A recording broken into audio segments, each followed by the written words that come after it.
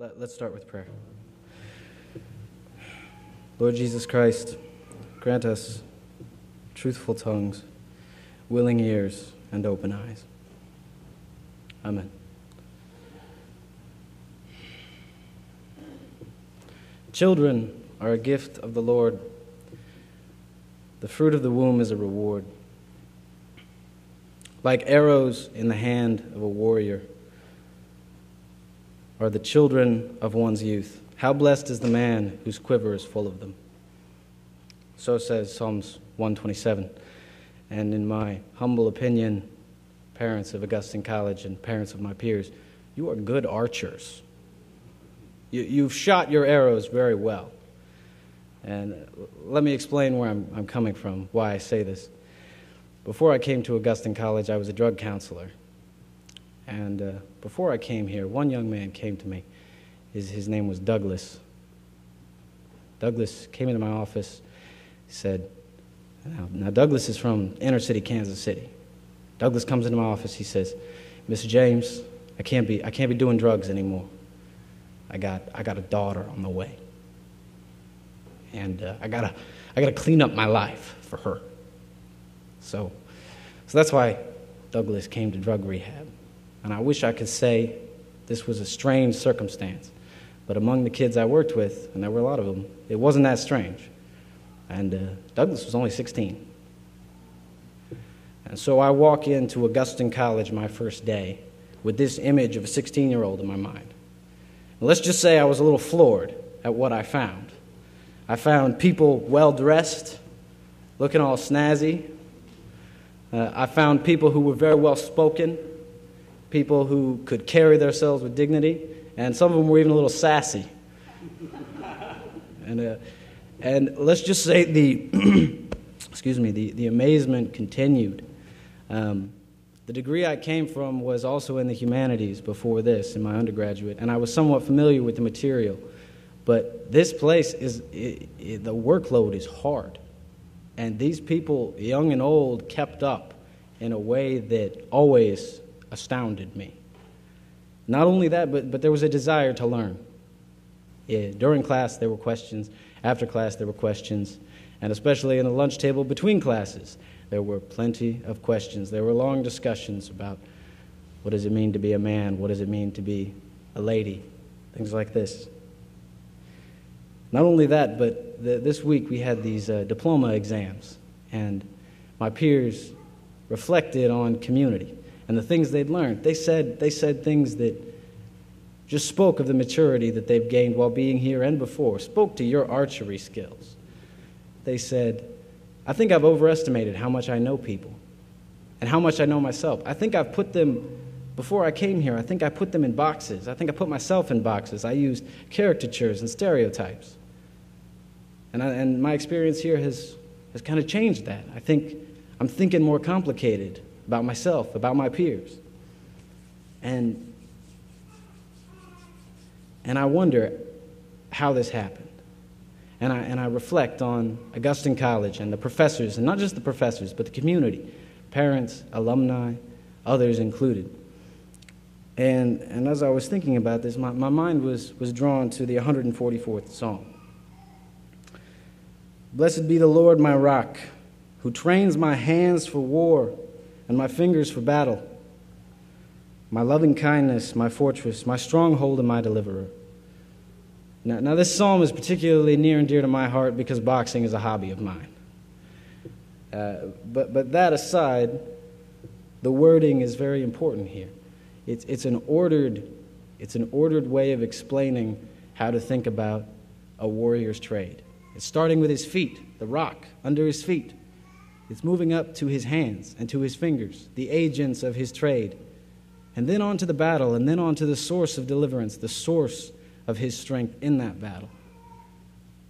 It makes me think of my coach yelling at me my first couple of months in the gym. First, because I kept falling over. He's like, get your feet right. And once I got my feet right, he could have patted me on the back. He could have said, good job. No, he just started yelling at me to keep my hands up because I kept getting hit in the face. And it was a bit of a mess for a long time. But so there's training going on at Augustine College. And if God is training us for some kind of battle, for some kind of preparedness,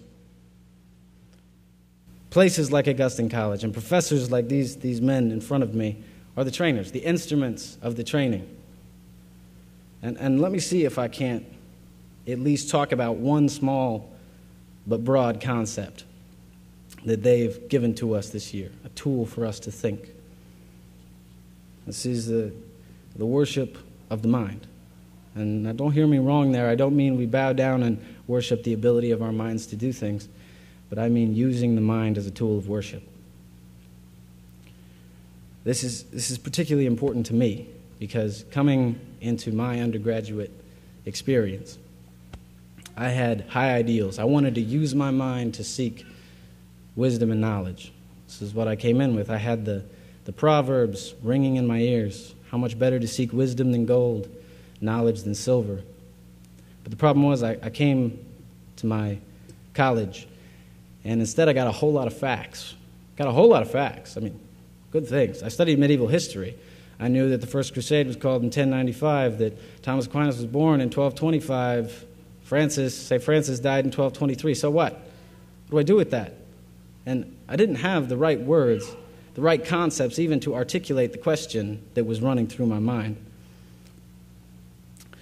But in some sense, I did ask, what's the point of these papers? What's the point of these classes? What are they leading to? And the answer I got was something like this. Well, you write the paper so that you pass my class. You pass my class so that you get your degree. You get your degree so that maybe you can get another degree, and you can write more papers and pass more classes. And maybe then you can write another paper that some group of people really like, and then you can publish it, and you can talk about it to a lot more people, and then you can write more papers, and you can be really successful and write more papers. And then maybe one day, if you can have a prayer of finding a job, you can teach these things to students who will write more papers and who will take more classes and get more degrees. And of course, you notice the cyclical thinking here, and I'm wondering, isn't there this hole in the middle of all of this? Isn't there something that's wrong with this idea? And I didn't have the right words to ask the question, though. I knew something was wrong, but in terms of what it was, I couldn't put my finger on it. Even though I grew up in a Christian home, even though I grew up to missionaries who were living in Africa, something in my training was missing. But Augustine College gives us some tool, because one of the main concepts that Augustine talks about is the ordering of the goods. That there are many goods, for instance, paper writing and class taking and degrees and speaking and things like that. These are good things. But they're in the service of something higher, something that's up here. And until we know what's up here, we're not going to figure out these things that are underneath it until they're in their proper order. I mean, this is what Dante was doing when he was going through hell, down, up into purgatory, and into heaven. He wasn't just sightseeing, not very good sights, and he wasn't just collecting dirt on the various political figures he didn't like so he could write a gossip column later. This wasn't the idea. He was trying to order his goods. He was trying to figure out what goes at the top, what goes at the bottom, and how are they arranged in between. And now someone could ask, but wait a minute, why can't other people talk about the highest goods? Why is this important for an education? What's wrong with not addressing the highest good? What's wrong with it? And again, I'm drawn back to working with kids in rehab. We had this young man come in. His name was Micah.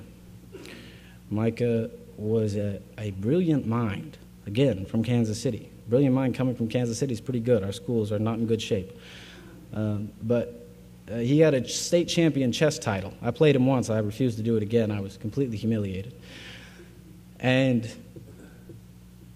he read his books, and he asked the very pointed questions, always. And the problem was, along the way, he got very bored, he got very frustrated with his own gifts, with the own goods that were in his life, and he picked up a habit of using methamphetamines.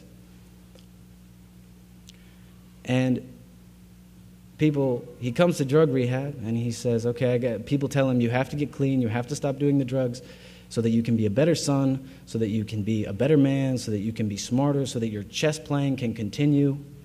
And he says, but why? I don't see value in my chess playing by itself. I don't see value in being a good student by itself. There is something wrong with this whole. There's something wrong with this. There's a hole in it. And the hole, the confusion of the goods, led him to substance abuse. And he didn't finish the program. He checked himself out because it was a secular facility. The questions he was asking, the facility had no tools to answer it. The idea of highest meaning, the idea of purpose or meaning is just not questions that were being addressed. And these words, there were words that appealed to him. And there were words like purpose, meaning, happiness. These are the words that Augustine College has taught us to wrestle with, to think about. These are the words that address the hole that was in my undergraduate experience.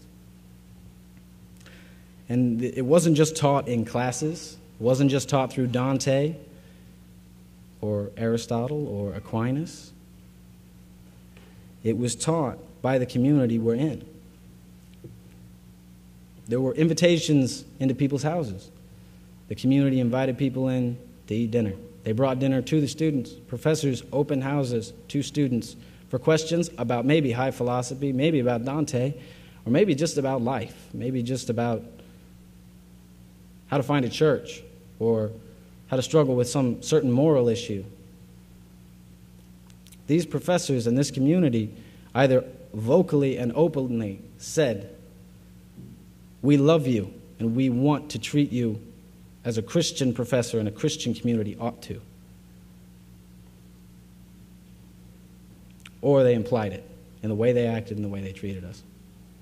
And I envy my fellow students who are going into undergrads after this, that they have this framework, that when they come across the hole in their understanding, the hole in the education that's being given to them, they have tools for talking about it, for speaking about it, for thinking about it. I didn't have those tools. And when I came to Augustine College, it was quite a project to rip up some foundation and lay out some new groundwork for me. And I'm very thankful for the professors here, for the community here for that. But before I end, I've been talking about some kids from the city. I've been talking about kids on drugs. And I don't want anyone to think that I'm setting them up as some paradigm against the students here at Augustine College. The goods that they're seeking are the same goods that we're seeking in our classes. And Douglas and Micah, the two that I've mentioned here, they helped me write a little going away letter to the Augustine College and to the alumni, since this will apply to you too. And I hope I can do their inspiration some justice. I hope these words find you well. Blood-washed warriors, no weapons to sell, no gat with which to attack, no negative words to wound, but a penitent power to pierce the streets and show these cheats a new greed for righteous deeds, untold but never sold, solid, strong with hearts bold. So soldier on, my sister, my brother, with renewed burdens to bear. Yes, the pack's called hope and love, faith seeking satisfaction.